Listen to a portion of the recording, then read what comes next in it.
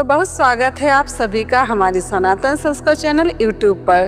तो इस वीडियो के माध्यम से जानेंगे कि सोमवती अमावस्या पर पूजन का समय क्या रहेगा, अमावस्या तिथि कब से प्रारंभ हो रही है और कब समाप्त होगी, और सोमवती अमावस्या का समय क्या रहेगा, और सोमवती अमावस्या पर पहली बार व्रत पूजन कर सकते हैं या नहीं, और मासिक धर्म में है तो पूजन का क्या करें, कैसे करें, और सोमवती अमावस्या पर चढ़ाया गया सामान का क्या करना चाहिए, और सोमवती अमावस्या पर दान किसको देना सर्वश्रेष्ठ होता है। तो सभी महत्वपूर्ण जानकारी को यहाँ पर समझ लेते हैं। बने रहिए आप इस वीडियो में, पूरा देखिए ताकि एक भी जानकारी छूट नहीं जाए। तो सोमवती अमावस्या पर पहली बार व्रत उठा सकते हैं कि नहीं उठा सकते हैं, यहाँ पर संपूर्ण जानकारी को यहाँ पर समझ लेते हैं। तो सोमवती अमावस्या पर जो बहनें पहले से पूजन करती आ रही हैं, व्रत रखती आ रही हैं, और सोमवती अमावस्या पर पीपल की प्रदक्षिणा करती आ रही हैं, श्रृंगार का सामान चढ़ाती आ रही हैं, वो तो इस बार पूजन करेंगी। लेकिन जो बहनें पहली बार व्रत उपवास करना चाहती हैं, पूजन करना चाहती हैं, तो यहाँ पर ध्यान देने की बात है कि इस बार पहली बार व्रत पूजन नहीं उठा सकती हैं, क्योंकि खरमास चल रहा है जिसे धनुर्मास कहते हैं। इसलिए पहली बार व्रत पूजन नहीं उठा सकते हैं, क्योंकि ये पति की लंबी उम्र के लिए जो बहनें करती हैं उनके लिए मैं बता रही हूँ कि पहली बार नहीं उठाना है, क्योंकि खरमास चल रहा है। खरमास के दौरान कोई भी व्रत नियम पहली बार नहीं उठाया जा सकता। लेकिन जो बहनें पहले से व्रत उपवास करती आ रही हैं वो अवश्य करेंगी अपने नियम के अनुसार, जैसे पहले करती आ रही हैं। तो ये भी यहाँ पर बात क्लियर हो जाती। तो सोमवती अमावस्या पर पति की लंबी उम्र के लिए धागा लपेटते हुए पीपल की प्रदक्षिणा की जाती है। जैसे जैसे धागा लपेटते जाते हैं तो भावना करते हैं कि हमारे पति की लंबी उम्र हो, आयु लंबी हो, जिससे सौभाग्य की वृद्धि होती है और घर में भी सुख शांति की वृद्धि होती रहती है। तो इसलिए पीपल की प्रदक्षिणा की जाती है। तो इस बार ध्यान देना है, जो भी आप श्रृंगार का सामान चढ़ाएंगी उससे आप चढ़ा करके उसी दिन यूज नहीं करना है, इस्तेमाल नहीं करना है, क्योंकि अभी खरमास चल रहा है। मेन जो सुहाग का होता है वो आप सुहाग ले सकती है, मांग में सिंदूर लगा लीजिए। बाकी जो भी आप सामान चढ़ाएंगे, वस्त्र है, श्रृंगार का जो भी नया सामान है उसे आप चढ़ाना जरूर, लेकिन आप यूज नहीं करना, इस्तेमाल नहीं करना, क्योंकि अभी खरमास चल रहा है ना। इसलिए खरमास के दौरान कोई भी नया सामान नहीं यूज करना चाहिए, नहीं पहनना चाहिए। जब खरमास पूरा हो जाए उसके बाद उस सामान को आप पहन सकते हैं।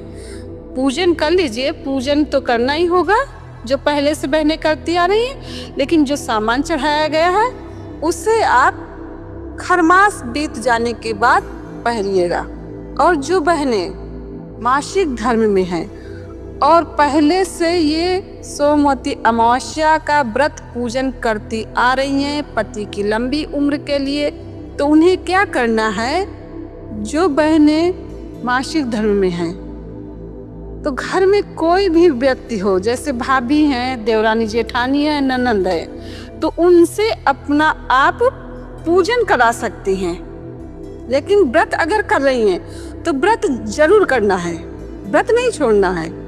व्रत एक बार उठा लिया है, फिर वो कैसी भी अवस्था में हो, पति की लंबी उम्र के लिए यदि व्रत उठा लिया है तो करते रहना चाहिए, चाहे भले ही मासिक धर्म में हो, रजोशला में हो, ये व्रत कर सकती हैं। लेकिन पूजन जो है, पूजन किसी और से आप करा सकती हैं। यदि ऐसा भी संभव नहीं है, कभी कभी ऐसा होता है किसी किसी के घर में कोई भी नहीं होता है और हम अकेले ही होते हैं, और या फिर कहीं बाहर होते हैं, तो ऐसी अवस्था में क्या करना है।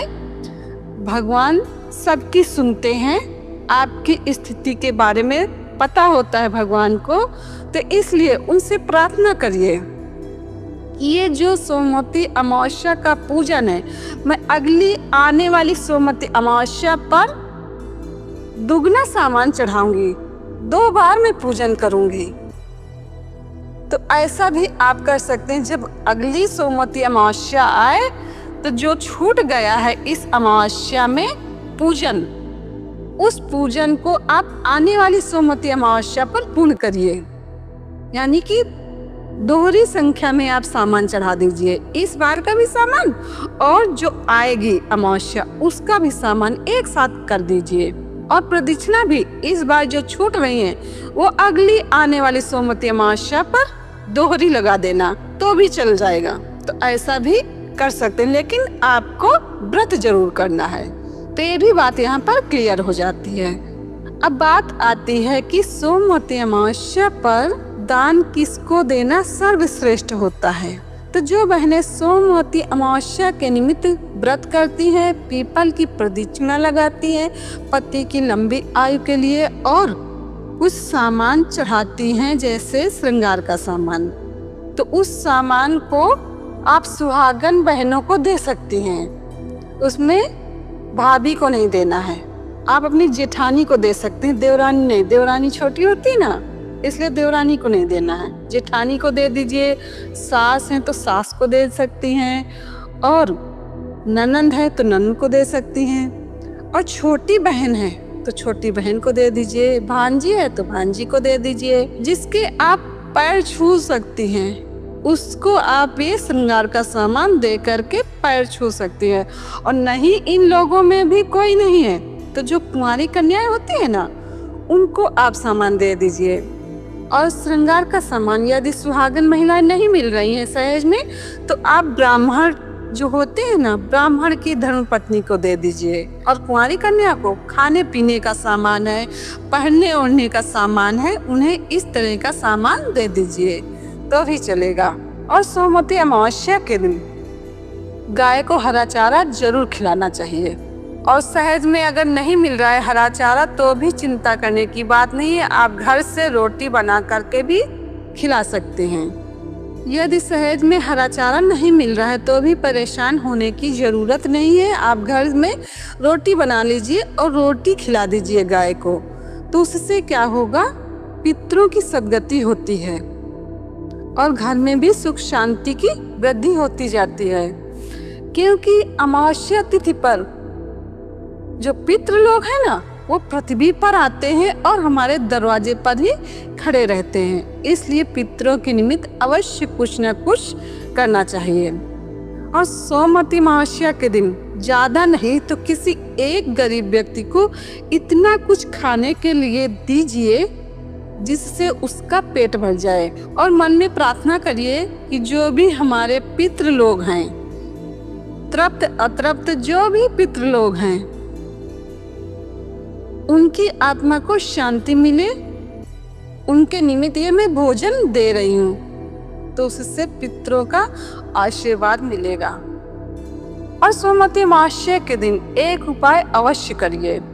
अगर सहज में आप कहीं जा रहे हैं और जाते समय कोई जलाशय है, तालाब है या फिर कोई नदी है, तो वहाँ पर शुद्ध घी का दीपक प्रज्वलित करके आइए अपने पितरों के निमित्त। तो उससे क्या होता है, पितृ लोग जो धरती पर आते हैं ना उस दिन, फिर वो अपने लोक में जाते हैं, तो जाते समय उनको प्रकाश रहेगा, अंधेरा नहीं रहेगा, प्रकाश रहेगा, रोशनी में जाएंगे। तो उससे क्या होगा, पितृ लोग बहुत ही संतुष्ट रहेंगे कि हमारे कुटुंब में किसी ने हमारे जाने के लिए प्रकाश किया है।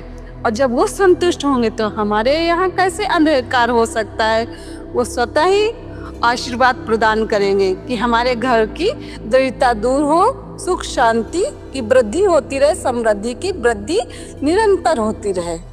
तो ये उपाय आप किसी जलाशय पे जा करके करिए। तालाब है, सहज में यदि पास में कोई नदी है तो ये उपाय आप कर सकते हैं। नहीं है तो घर में जहाँ पर पीने का पानी रखते हैं वहाँ पर भी यही उपाय कर सकते हैं। तो ये उपाय जरूर आपको छोटे लग रहे होंगे, लेकिन इनका परिणाम बहुत ही अच्छा आता है, लाभ मिलता है घर में, इसलिए ये उपाय अवश्य कर लेना चाहिए। तो अब देख लेते हैं कि अमावस्या तिथि कब से प्रारंभ हो रही है और कब समाप्त होगी। तो सोमवती अमावस्या 30 दिसंबर प्रातः 4:01 से प्रारंभ होगी, जो कि 31 दिसंबर प्रातः 3:56 तक अमावस्या तिथि है।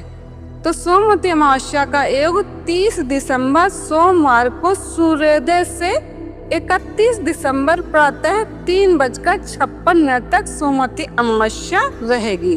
तो यहाँ पर मैं आपको एक बात क्लियर कर देती हूँ कि जो डेट चेंज होती है ना, वो 12 बजे के बाद चेंज हो जाती है और जो दिन की शुरुआत होती है वो सूर्योदय के बाद होती है। तो इसलिए 30 दिसंबर को प्रातः में 4:01 से अमावस्या तिथि लग जाएगी, लेकिन सूर्योदय के बाद दिन की शुरुआत होती है। तो इसलिए सोमवती अमावस्या का जो योग रहेगा वो 30 दिसंबर सोमवार को सूर्योदय से 31 दिसंबर प्रातः 3:56 तक रहेगा। तो आपको सूर्योदय से लेकर के सूर्यास्त तक पीपल की प्रदक्षिणा कभी भी, जब भी आपको समय मिले, सूर्यास्त के पहले पहले ये पूजन कर लीजिए। वैसे सुबह कीजिए तो बहुत ही अच्छा रहेगा।